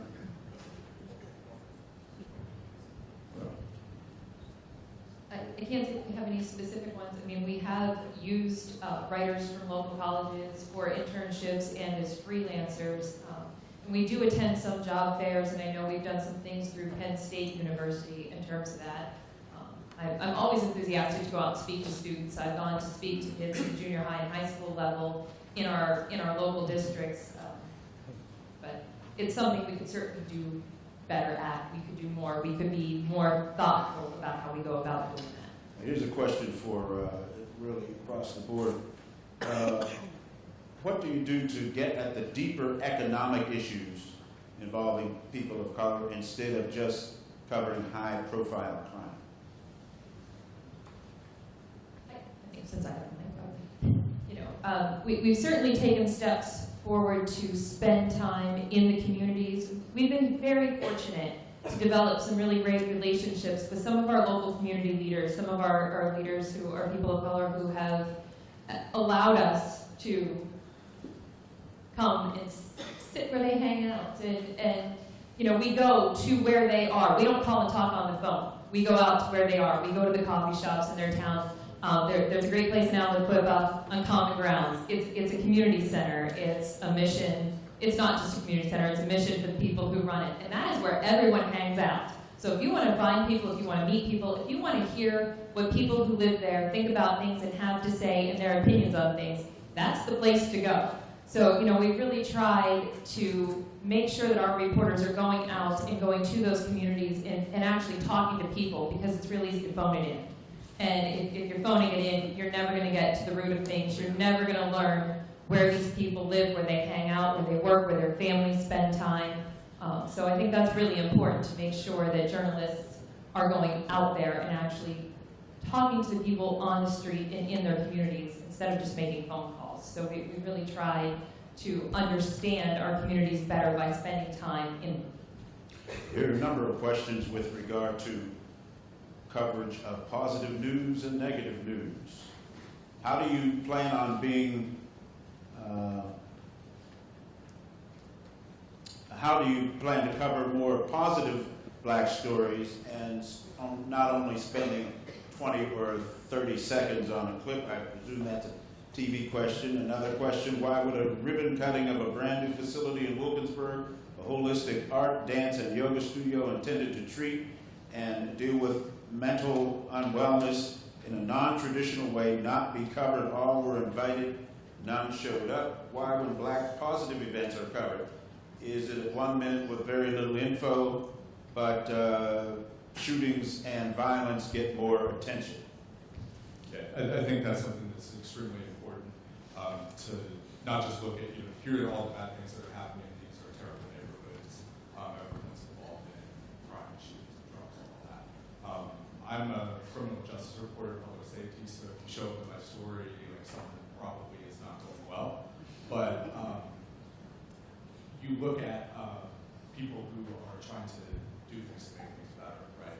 And you look at the context. Why do we have neighborhoods where the violence is concentrated? And you're seeing that uptick in homicides and that concentration of tragedy. Well, it's because things have been set up that way for systemic economic reasons and those sorts of things. And there's also people who have been very keen to that for a number of years, who live there and care and have been doing the hard work that maybe the rest of us are ignoring. And you have to go and find them. Jay Gilmer asked a question.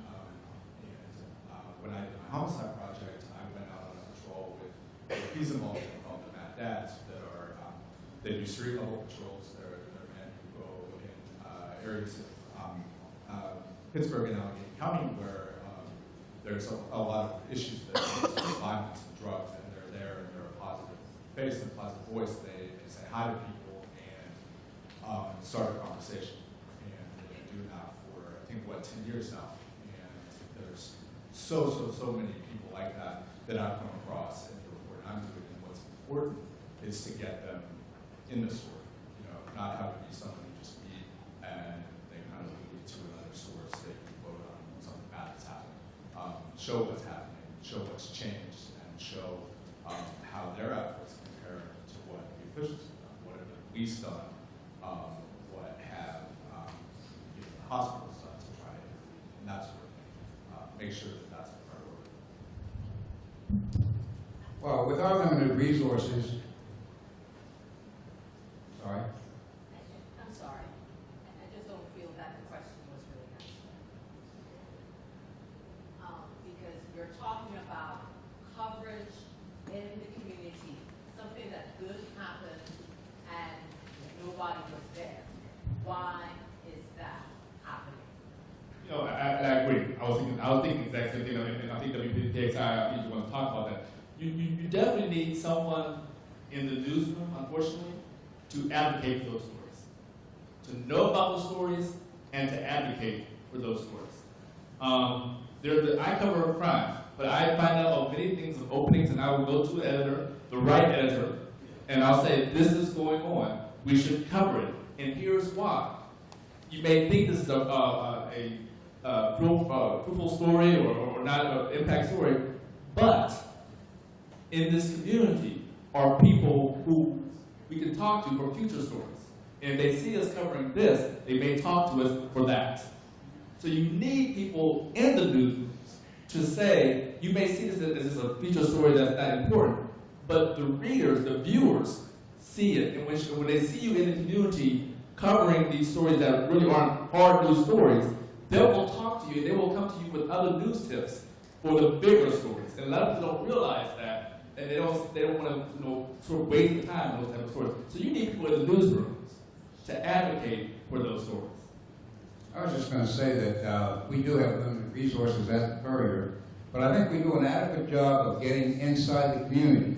We cover a lot of events from within the community that otherwise are not captured anywhere else. The Community Empowerment Association Family Day, Family Picnic, and whatnot. It's an annual event, and it grows. There are events that are community events that are held on the north side, and we cover those extensively every year. But a lot of people call us and let us know that there's an activity that they want covered. And again, we dispatch some of our freelancers and our photographers to offer the kind of coverage that you won't see it elsewhere. So it does happen at the Courier in many instances. Scott, before you start, in television, I know there's a ratings, the audience, the perception of the audience, the perception of ratings can go into how you make a decision about good news and bad news. Walk us through that.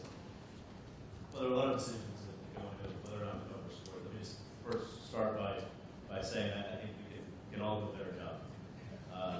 I was talking with Brittany McGraw here tonight about some of these issues, and she said that it's really hard to get people to talk in some of these communities because the perception is you only show up when bad things happen.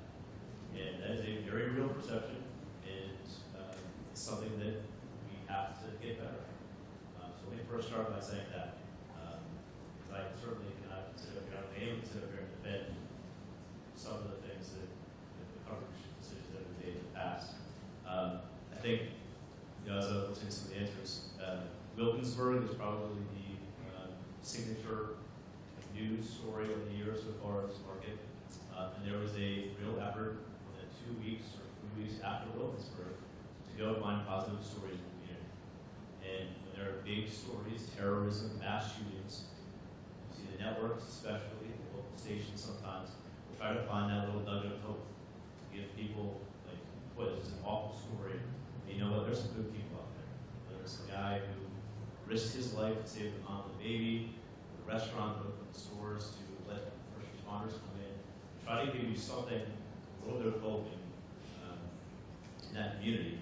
And I think we can do a better job of finding that on a day in, day out basis. We shouldn't wait for a Wilkinsburg mass shooting to go find positive stories locally. And let me also just say real quick on the crime versus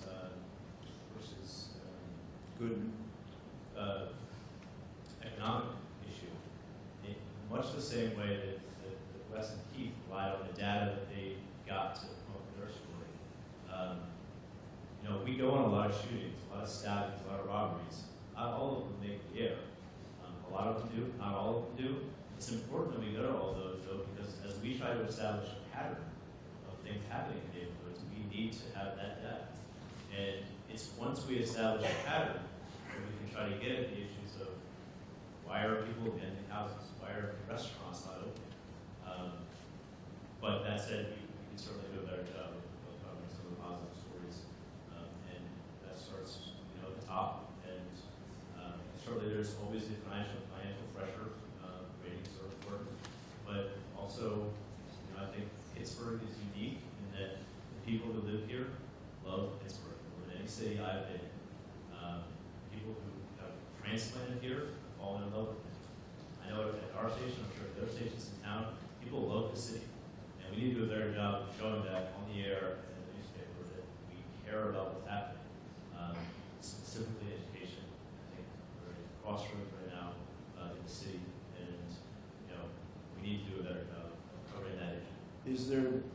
Is there historical ratings data that people, or the perception in the television industry that people pay more, that people watch for crime more than they watch for good news? Now, people call the station all the time and say, I want to see good news, and you might find a situation where somebody says, well, we put the good news on, and we looked at that quarter hour and they didn't watch.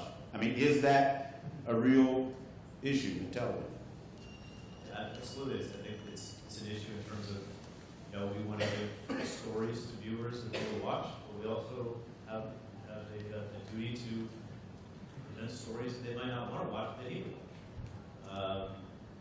When we ask, and people tell us the reasons they watch television, news, weather, safety, and security. And so, nobody wants to see the newsman roll down their clock. Everybody wants to know what happened, who did they catch them, and what's next for the community.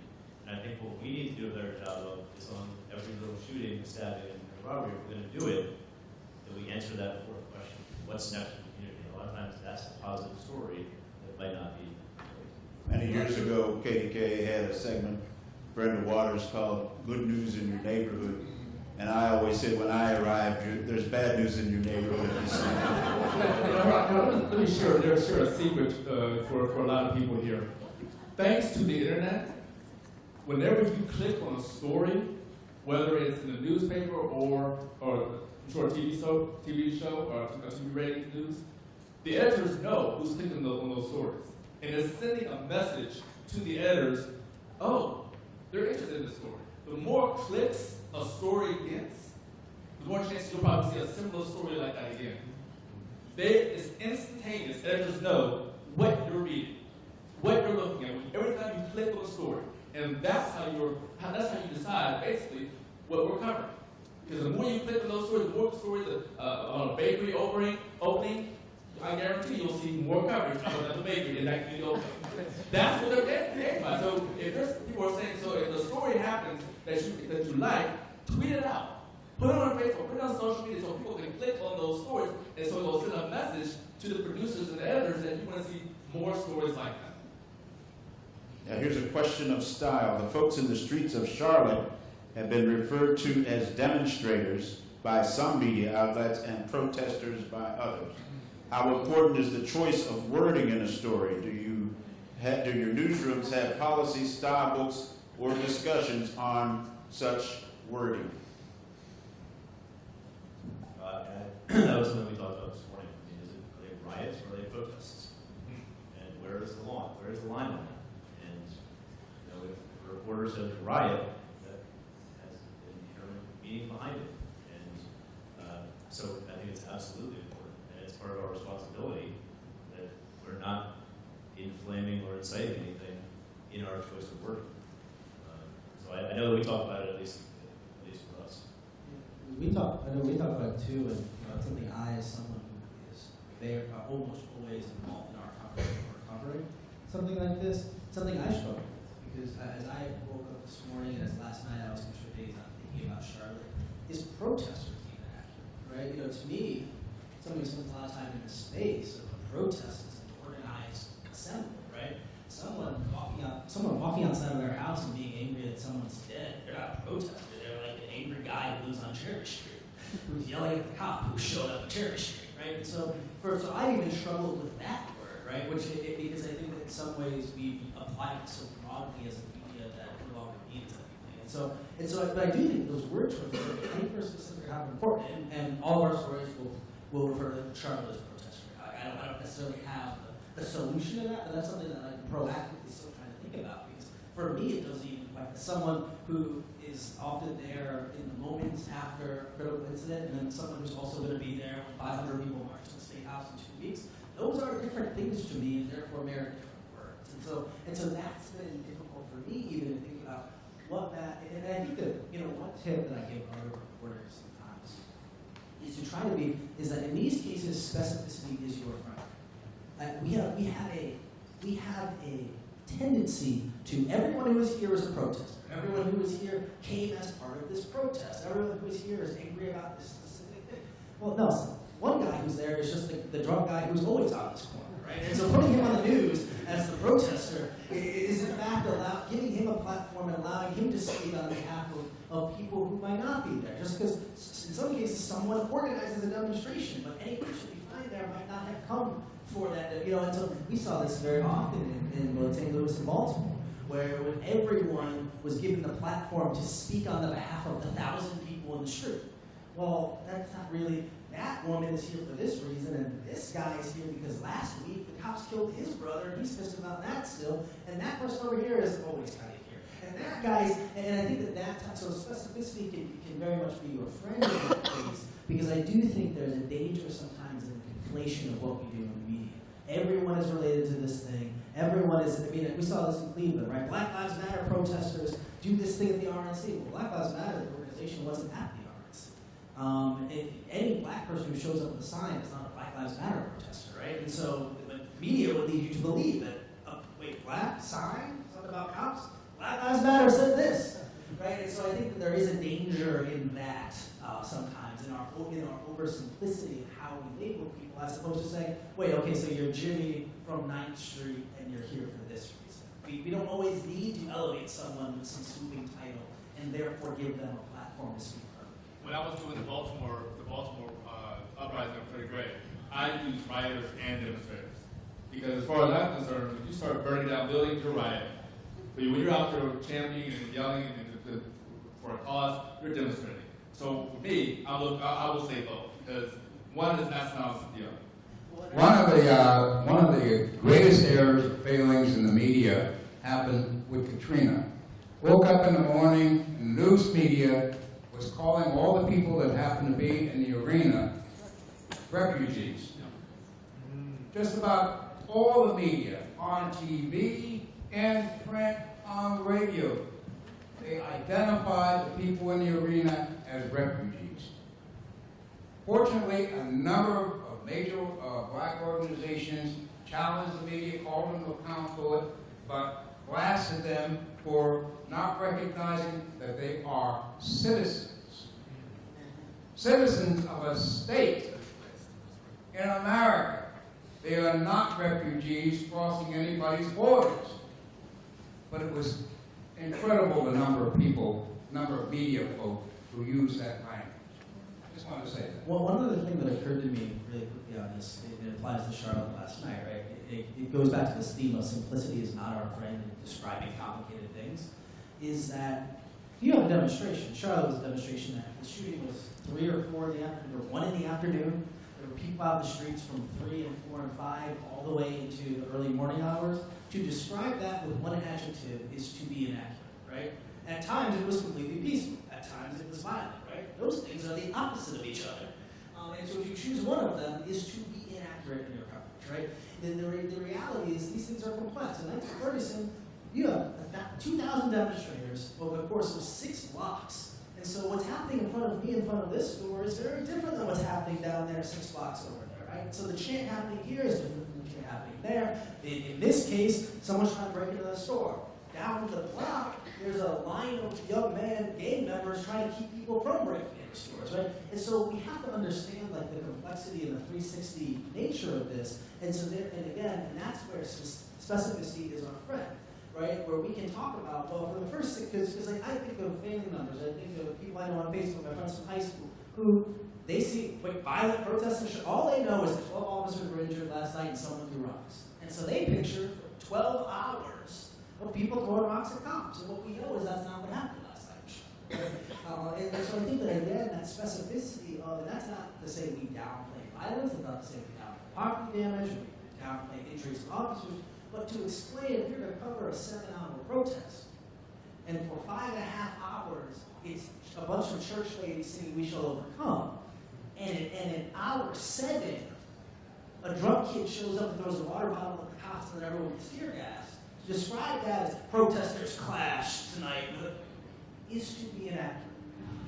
I just think real quick, Peter, and then just to the specificity context. And specifically with Baltimore, I was in DC at the time, I was covering that, around there, that was one city block. After the first day, that was one city block. Every network and cable channel had their live on that block. And you saw one block of Baltimore, and that became the perception of Baltimore. No one was down at the city courthouse or in any other neighborhoods where people were acting peacefully and talking about having discussions in churches and in schools. And we're at a point now where you can get all these stories, a tweet, a Facebook message, all these places. We, as print journalists, as television journalists, have to provide context. And that is becoming our number one responsibility and I think priority, hopefully, as we do this. Well, I want to thank you all. We are out of time. There are a lot of questions, and I'm sure our panelists will be around if we didn't get to ask you the questions that you asked. But I want to thank all of these panelists. It was very enlightening. Let's give them a hand.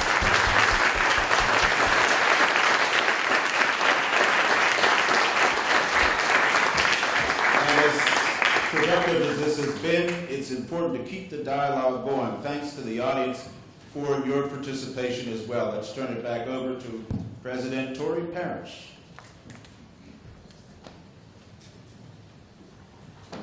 Harold, appreciate it. I can always call on Harold to help us out. Thank you.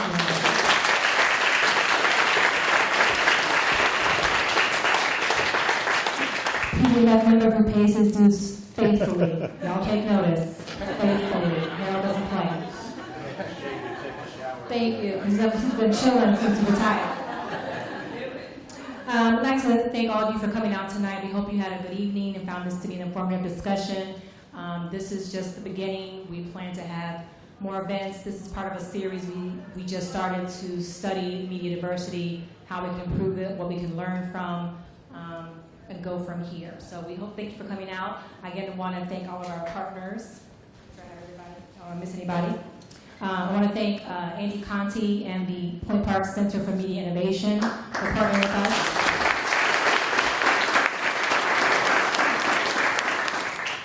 The Pennsylvania Women's Press Association,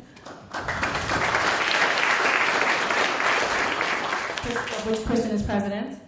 The Women's Press Club of Pittsburgh celebrated its 125th year this year. Robert Morris University Center, Robert Morris University School of Communication.